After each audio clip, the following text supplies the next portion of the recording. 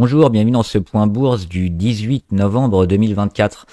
Alors là, on est encore en cours de séance, hein. Les USA ont pas ouvert, mais on va faire un petit point notamment sur l'agenda de la semaine comme d'habitude le lundi, et puis le contexte un peu global qu'on a et comment on peut essayer de voir ce qui se passe sur les secteurs avec les actions justement et ce que nous disent les graphes avec les intensités, les mouvements qui traduisent peut-être des signaux positifs ou négatifs et qui sont à interpréter. On verra aussi quelques valeurs et les résultats et dividendes qui vont arriver cette semaine et notamment Nvidia demain. C'est un peu tout ce que tout le monde attend, notamment la tech et les résultats et surtout certaines lignes de Nvidia, les commandes entre autres, vont impacter énormément le marché technologique. Alors comme d'habitude, avant de commencer, je rappelle que les informations et analyses données sur cette chaîne sont données à titre indicatif et ne peuvent pas être considérées comme un conseil en investissement. L'investissement en bourse est risqué et vous êtes responsable de tous les investissements que vous faites. Alors avant de faire les matières premières et les actions et l'agenda, on va parler un peu du contexte. On l'a dit, depuis quelques mois maintenant, on est dans une période de ralentissement, donc on a une baisse un peu de la croissance. C'est pour ça que dernièrement, la plupart des banques centrales ont commencé un cycle de baisse de leur taux directeur, hein. C'est le taux qui permet de refinancer notamment les banques et par là même les entreprises et les particuliers. Donc parce qu'on a une économie qui commence à ralentir depuis des mois et des mois, on essaye de la stimuler un petit peu plus en baissant le coût de l'argent et en relançant l'économie. On a vu ça de la part des banques centrales, que ce soit en Europe, aux États-Unis, mais également en Chine dernièrement. Et la Chine, justement, très récemment, a aussi fait un plan de relance pour justement booster également ces marchés. Ils ont eu du mal, la Chine, on le sait, hein, c'est notamment le problème de la crise immobilière en Chine. On a eu pas mal de faillites. On a eu Evergrande qui était un très gros sur le plan immobilier, qui a fait faillite l'an dernier, je crois, mais qui était depuis 2 ans et plus quand même en très mauvais état. Et donc, on a eu cette crise immobilière en Chine qui a énormément impacté un peu toute l'économie chinoise. Et quand on sait que l'économie chinoise, c'est avec le deuxième bloc, hein, avec les États-Unis, en termes de puissance financière, forcément, ça impacte énormément le monde parce que la place chinoise actuellement, elle est un peu la cible de beaucoup d'entreprises, hein, qui vendent énormément, qui achètent aussi, mais qui vendent beaucoup en Chine. Donc, quand on a des gros blocs comme ça qui ne vont pas, c'est un peu toute l'économie mondiale qui est touchée. On a également récemment l'élection de Trump, ce qui a fait un peu bondir certaines actions, ce qui a fait vendre aussi certaines autres actions. Donc, il y a des anticipations sur sa politique à venir. Le dollar aussi qui est bien remonté. Et enfin, on a la saisonnalité. On sait qu'on arrive bientôt au mois de décembre et que traditionnellement, le mois de décembre est plutôt positif. C'est-à-dire qu'on a souvent des rallyes haussiers, hein, ce qu'on appelle des rallyes de Noël, où on a pendant le mois de décembre, ça commence des fois un peu avant, ça commence en décembre des fois et ça finit au mois de janvier, une bourse qui généralement va ne faire quasiment que progresser tous les jours. Ça s'explique comment? Ça s'explique en partie par le fait qu'il y a beaucoup de gérants qui mettent dans leur portefeuille des valeurs qui fonctionnent bien pour justement faire après leur plaquette pour vendre leurs différents fonds. Et c'est toujours bon d'avoir justement Nvidia ou autre et les grosses valeurs qui ont performé ou qui performent encore dans son portefeuille. Alors il n'y a pas énormément de risques pris au mois de décembre, hein. Il n'y a pas on va pas tenter des choses pour assurer la performance, mais généralement on a quand même cette phase qui est toujours plutôt favorable. Alors on peut avoir des années où le mois de décembre est moyen, mais dans la majorité des cas c'est le cas. Et enfin on a des secteurs aussi à surveiller, et là on va le voir dans cette vidéo, se servir des actions un peu canaries, c'est-à-dire de voir des actions qui vont traduire un peu les rebonds ou les chutes d'un secteur économique. Ça peut être intéressant de voir comme ça quand on a plusieurs valeurs du même secteur qui rebondissent ou pas, et essayer d'extrapoler un peu sur la macro également. Et on va le voir avec quelques actions. Et enfin, donc après un peu l'explosion qu'on a eue dernièrement avec l'explosion de la Chine et des marchés chinois et des États-Unis avec l'élection de Trump, on a souvent une euphorie. On a aussi des retours à la moyenne qui vont arriver.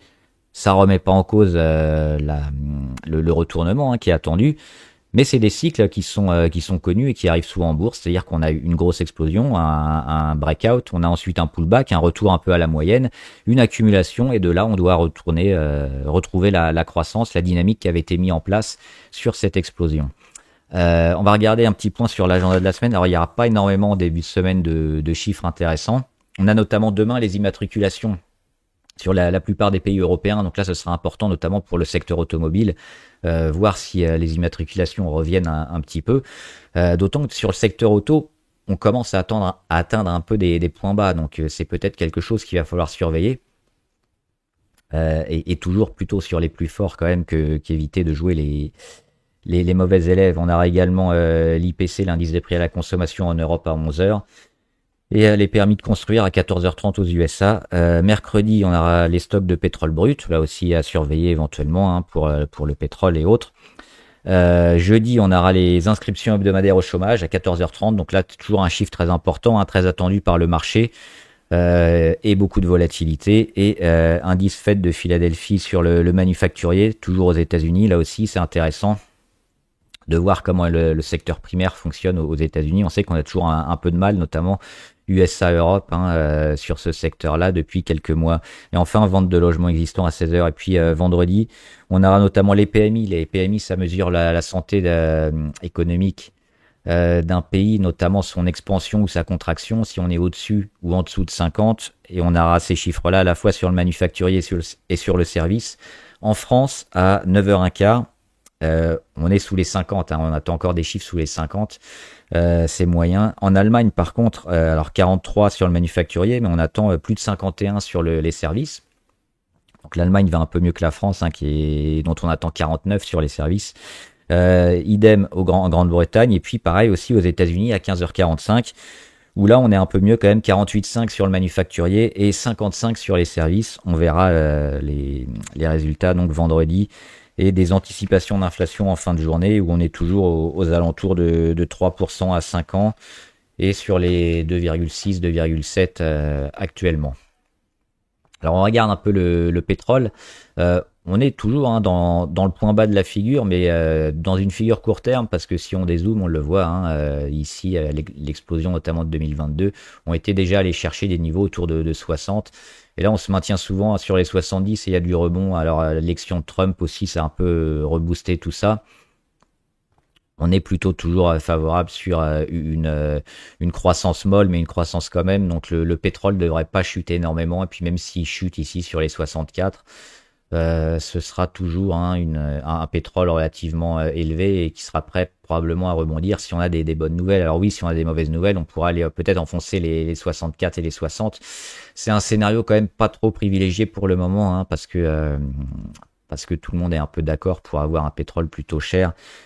Et les chiffres de croissance sont pas si catastrophiques que ça, et avec la Chine qui est toujours en mode rebond, ça devrait soutenir en partie les marchés. On a les matières premières dont on a parlé dernièrement, notamment le palladium pour le secteur auto. Le secteur auto, on l'a vu, qui est un peu sur des points bas. Et puis il y en a quelques-uns qui réagissent bien, qui sont à suivre, à la fois en Chine, à la fois en Europe éventuellement.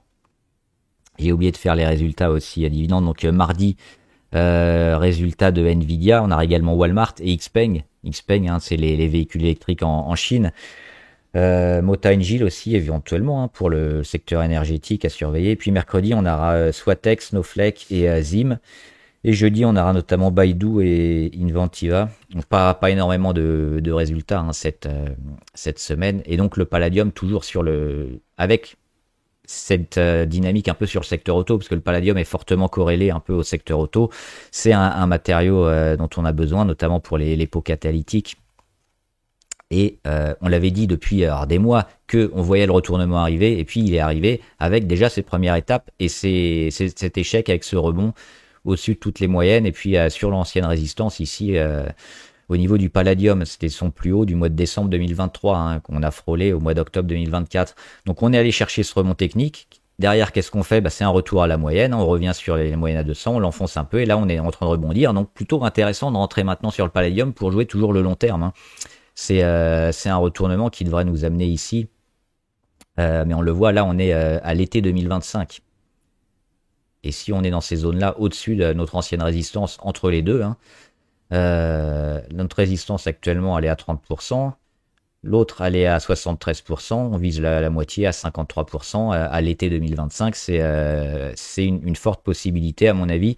Moi, c'est quelque chose que je jouerais, hein, sur les métaux précieux. On a le cuivre aussi qui devrait réagir. Alors, qui a subi une petite baisse, notamment, hein, avec la Chine aussi, parce qu'on a eu une belle explosion. On a eu un peu un retour à zéro, mais les bons chiffres qui arriveront vont pousser le cuivre vers le haut, et on voit toujours la réaction sur le support clé, hein, ici, sur le cuivre.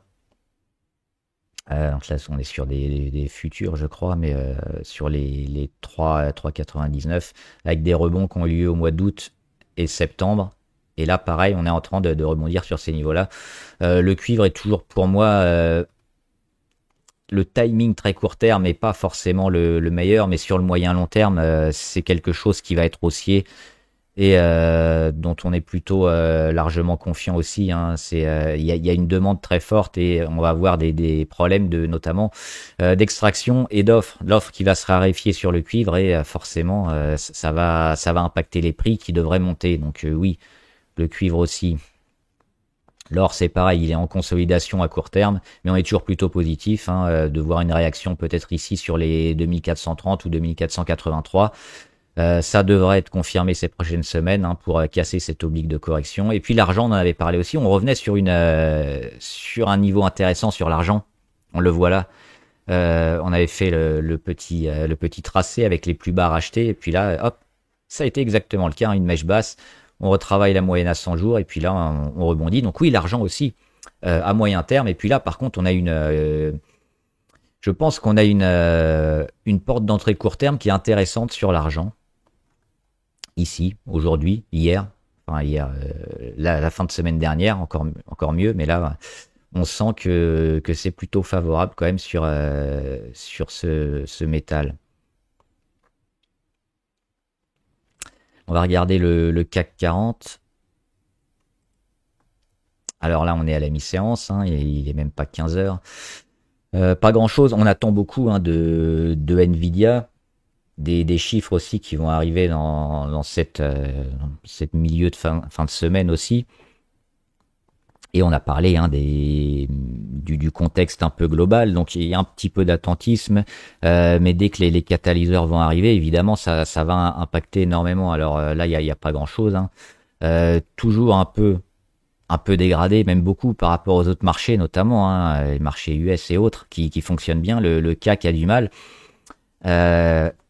Pour moi, je vois pas de grosses crises arriver sur la France et sur le CAC en cette fin d'année. Et connaissant la saisonnalité, j'aurais plutôt tendance à voir ce rallye de Noël arriver bientôt, hein. Et donc un CAC qui retrouverait peut-être les 7007, 7008 à la fin d'année, fin décembre, début janvier.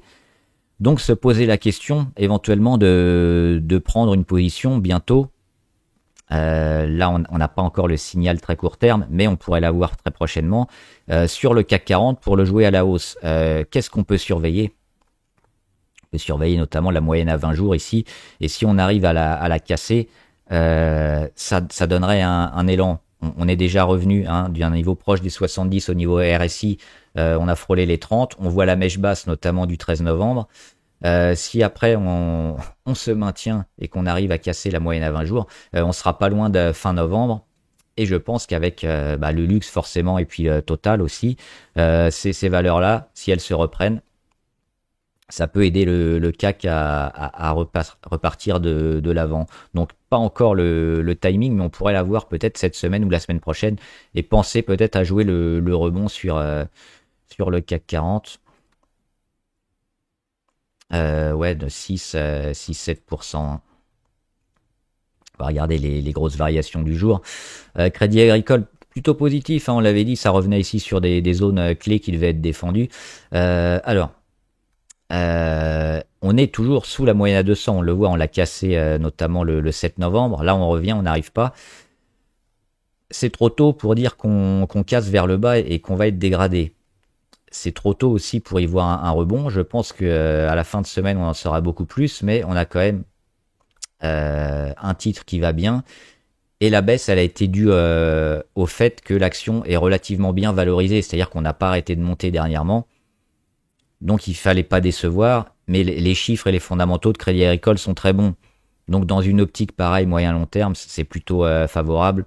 Et il y a peu de chances de repartir à la baisse, et même si on revient ici sur les 12,6, ce sera, je pense, une opportunité plutôt intéressante d'achat sur Crédit Agricole. Ça change tout le temps. Publicis, on avait parlé aussi de Publicis, il faut aller tester les plus hauts, on l'avait déjà fait, on a fait un nouvel échec dernièrement, ici, hein, autour des 104, 105, mais on a ces plus bas qui sont de plus en plus hauts et puis qui suivent la moyenne à 200, pour moi c'est positif. Alors on va peut-être avoir une période de range, hein, comme j'avais marqué ici, mais si on casse les plus hauts, c'est aussi intéressant Publicis, et puis ils ont une force aussi de vente, notamment aux États-Unis, donc très impacté aux États-Unis, un marché qui va plutôt bien, ça semble plutôt favorable. STM, on va attendre Nvidia. Hein. Si Nvidia annonce des mauvais résultats, STM risque de décrocher très fortement. S'ils annoncent des bons résultats, on aura certainement un petit rebond. Mais là aussi, j'aime pas trop STM parce que ça fait partie des mauvais élèves de la classe, hein, sur un secteur semi-conducteur. Alors même si on a un peu tout dégradé, avec notamment ASML qui a du mal, qui a donné quelques signaux dernièrement, mais on verra, je pense, demain avec Nvidia. Je privilégierai pas toujours les mauvais élèves et ceux qui sous-performent depuis des semaines. Maintenant, là aussi, le niveau de valorisation va peut-être devenir intéressant, mais c'est risqué selon moi de prendre ces valeurs-là, d'autant qu'elle aligne gap sur gap, hein, des gaps baissiers. Donc tant qu'on n'a pas comblé le dernier, à savoir celui sur les 29,50, on en est relativement loin, hein, parce que les 29,50, ils sont à 25% maintenant, donc c'est spéculatif, on peut le tenter, mais moi j'éviterais, et ça reste baissier actuellement. Vivendi, intéressant, ils ont comblé le gap, Vivendi, leur premier gap ici. Il en reste un premier, hein, sur l'annonce notamment de la scission, mais le deuxième il a été comblé. Donc si on est en train d'accumuler ici et qu'on repart, ça peut être intéressant. J'ai fait une vidéo sur Vivendi notamment qui explique un peu les détails de la scission, avec les dates clés, notamment début novembre et début décembre et mi-décembre. Donc si ça vous intéresse, là aussi. Peut-être que la plupart de la décote due justement aux détails de la scission ont été intégrés dans le cours, et maintenant si on veut jouer la scission, bah, ça pourrait être intéressant de les jouer sous les 10, parce qu'on est autour des 9. Et Stellantis, bah, secteur auto oui, mais pas n'importe qui. On a toujours le gap ici sur les 14 qui n'a pas été comblé, on est toujours sous l'oblique de correction sur Stellantis, et puis sous la résistance à 13. On est à 12,53, donc pour l'instant, il n'y a rien à faire sur Stellantis, plutôt éviter. Et puis je voulais voir quelques valeurs, notamment, on a parlé, hein, des valeurs un peu canaries, et on le voit, on a parlé du cuivre. On peut regarder notamment Euribis, je l'ai plus en portefeuille, Euribis, qui est une des plus grosses, hein, sur l'extraction du cuivre. On va la prendre ailleurs. Hop. Notamment en Europe.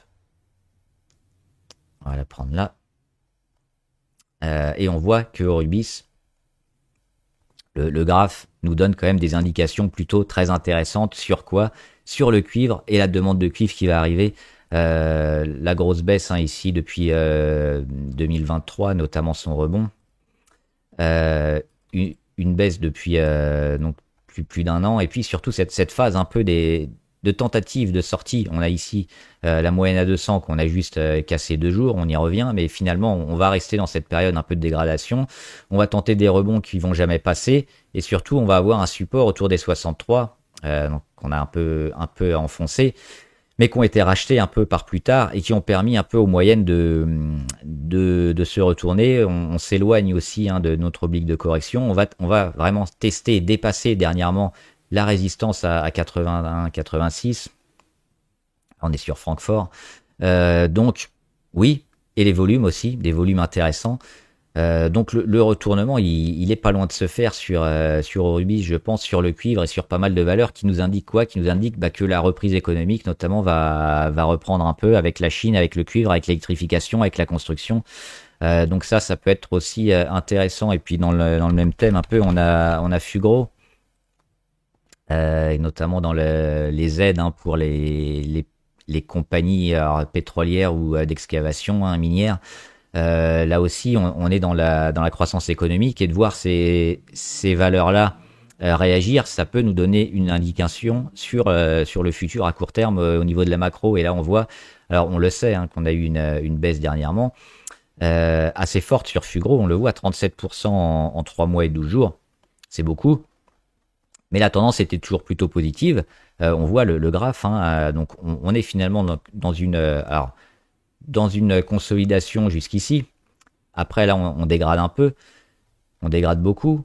Peut-être à l'excès. On fait le gap baissier.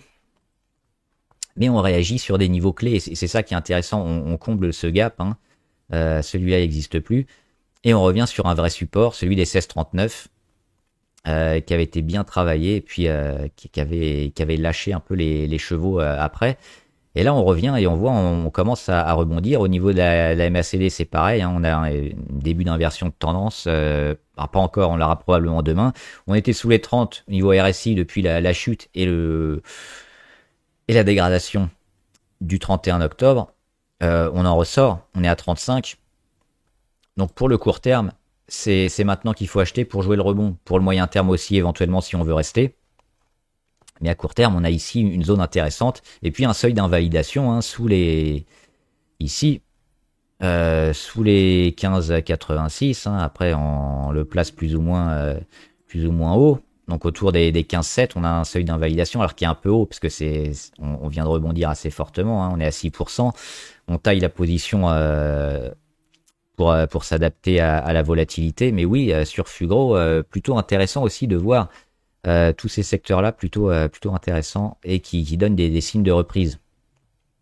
Et puis Valourec, alors j'ai pas eu le temps, j'ai eu des problèmes dernièrement d'en parler. Enfin, j'en parle souvent, mais de vous dire que j'étais rentré. J'étais rentré notamment jeudi, avant les résultats. Alors c'est toujours un peu risqué de jouer les résultats, mais on avait quand même des signaux plutôt positifs. Et puis on a eu les résultats qui sont arrivés, qui ont été dans un premier temps vendus. On le voit avec une mèche basse.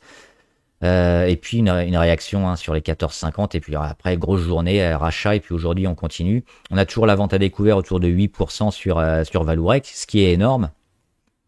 Mais à mon avis, ils vont commencer à se racheter, parce que là, ça commence à être compliqué de tenir des positions comme ça qui vont être négatives et qui vont coûter cher. On a également la spéculation avec la possible rachat d'ArcelorMittal. ArcelorMittal, ils sont montés au capital de Valourec, et ils pourraient faire une OPA et une offre donc sur Valourec pour l'acheter. Et graphiquement, c'est plutôt très intéressant, c'est fort, c'est haussier. On l'a dit depuis ici, notamment les premiers signes fin octobre, et puis la confirmation début novembre. Donc toujours intéressant. Alors oui, si on l'a raté maintenant, c'est peut-être pas l'idéal, mais on aura peut-être un retest autour des 15 ou des 15,50. Mais alors pour le court terme, non, mais pour le moyen terme, oui, les 18,2 largement atteignables. Et puis avec toujours cette dimension spéculative qui peut être favorable.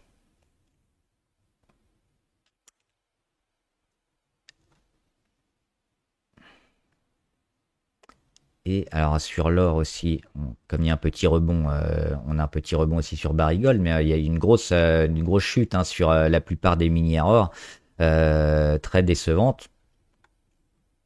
Tellement baissé que on revient à des niveaux de valorisation qui datent de cet été. Ça me semble là aussi un peu excessif, vu le cours de l'or qui ne fait que grimper. Donc plutôt rester sur les minières or et attendre qu'on ait la confirmation des ventes des derniers trimestres qui vont arriver, avec les ventes plus importantes, parce que le prix de l'or a été quand même beaucoup plus élevé, et ça devrait améliorer les marges, je pense, et les chiffres d'affaires sur les prochains trimestres.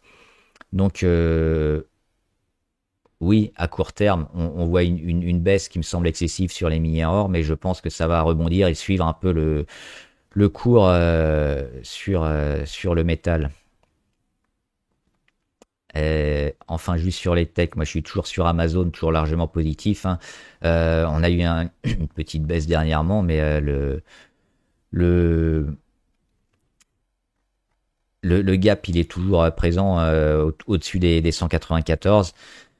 Il n'y a rien de catastrophique à ce niveau-là, et puis on est toujours au-dessus de la moyenne à 20 aussi, hein. Et je pense qu'Amazon, ils ont quand même de grandes perspectives. Alors, si éventuellement on vient combler le gap sur les 190, là, ce serait un peu surprenant et ça donnerait un signal relativement négatif, hein, sur Amazon. Si on n'a pas de réaction sur les 190, mais d'ici là, on en reparlera.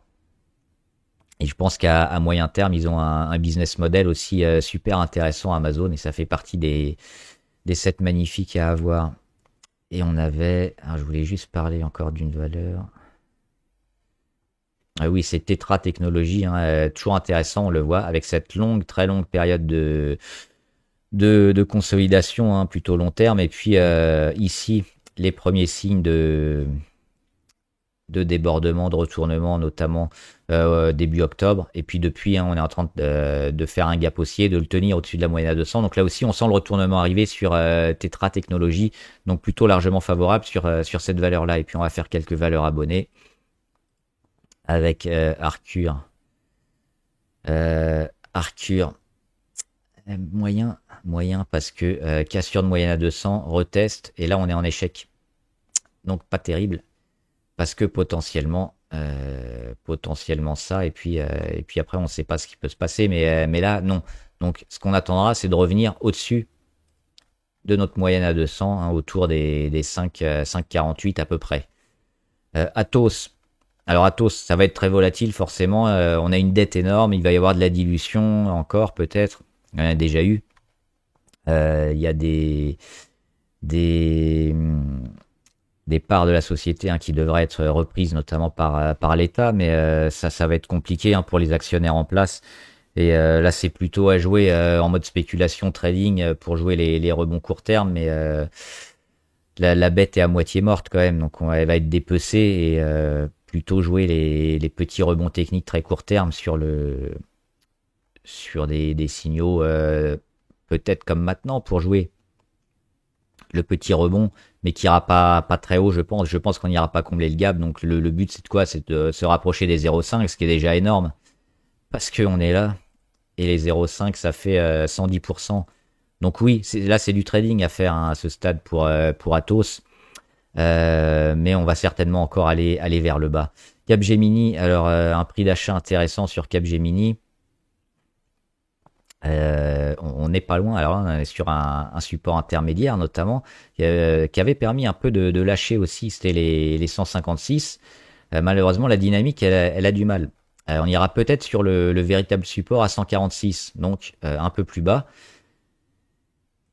Et c'est toujours pour jouer que du rebond, parce que tant qu'on est sous cette oblique-là de dégradation maintenant, Capgemini, le marché n'en veut clairement pas. Maintenant, on a eu des signaux intéressants, hein, sur les 170. Il faut attendre que le marché y revienne parce que les fondamentaux sont pas mauvais non plus sur Capgemini. Je pense que là aussi on est sévère, mais qu'on priorise, hein, ce qui marche, ce qui fonctionne et ce qui attire des flux. Et ceux qui ont un peu plus de mal, ils sont survendus. Ça redeviendra super intéressant quand on va s'y réintéresser parce qu'ils auront trop décoté, mais pour l'instant, plutôt en mode attente. Equasense, c'est pareil. Il faut pas y aller malheureusement, hein. L'échec ici sur la moyenne à 200, on revient, on casse tout, on casse les 45,7 à la baisse. Et là, il y a rien de positif. Alors, Hafner Energy, ils ont décroché aujourd'hui, mais on reste dans la figure. Alors, il y a le petit gap baissier ici. Mais on reste un peu dans la figure, hein, de congestion, un peu de consolidation. Et moi, j'avais noté ça, hein, les supports à 0,96. On a méché dessus. Beaucoup de volume aujourd'hui. Alors, je sais pas si ils ont annoncé quelque chose, des résultats. Il faudrait que je vérifie. Mais oui, quand ça pète, on l'a vu, ça pète fort. Donc, le potentiel sur Hafner, là aussi, c'est du spéculatif, hein. On joue pas une grosse partie de son portefeuille, mais on joue peut-être le double de sa ligne. Donc, on peut faire du x2. On n'est pas loin. Mais pour l'instant, tant qu'on casse pas ça, hein, à mon avis, ça sera compliqué, mais on peut le casser rapidement. Donc attendre quand même peut-être le comblage de gap, hein, ou un début d'accumulation, peut-être de perte de volatilité, même si on l'a déjà eu. C'est spéculatif, mais ça peut faire un bon trade, hein. Et puis si ça décroche, pas hésiter à quitter. Et enfin Robertet. Euh, Robertet, oui, ils avaient alors j'ai oublié le nom de l'entreprise qui était au capital. C'est une entreprise néerlandaise notamment qui était à plus de 20%, hein, de capital, et qui a vendu et qui se désengage un peu, et ils sont plus que 1% de Robertet. Donc il y a une dimension spéculative qui part, c'est-à-dire qu'on n'aura pas d'OPA de la part de cette entreprise néerlandaise. Donc forcément on a chuté. On chute où? Bah, proche de la moyenne à 200 et proche du gap, donc peut-être attendre le comblage de gap, mais on voit que Robertet c'est plutôt favorable, c'est toujours plutôt haussier, donc si on travaille ici, hein, qu'on va qu'on touche la moyenne à 200 sur les 862, qu'on comble le gap à 851 et puis qu'on repart. Ici, on voit les plus bas de plus en plus haut, ça nous ramène éventuellement là sur les 830, 840, 850, ça a des chances de repartir et d'être plutôt positif. À surveiller éventuellement, hein, aussi les secteurs avec Interparfums, ça peut être intéressant. Voilà, j'espère que la vidéo vous a aidé. N'hésitez pas à me dire ce que vous en pensez, les valeurs qui vous intéressent et les questions si vous en avez, j'y répondrai. Bon trade, à plus.